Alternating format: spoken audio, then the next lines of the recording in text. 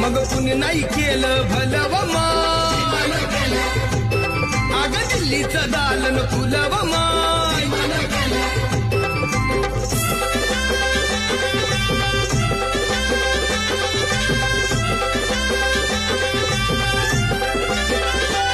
तुमच्या पोरानं शाळेत शिकावं, आशाला जारीला मुकावं, असं सभेमधी भाषण व मान.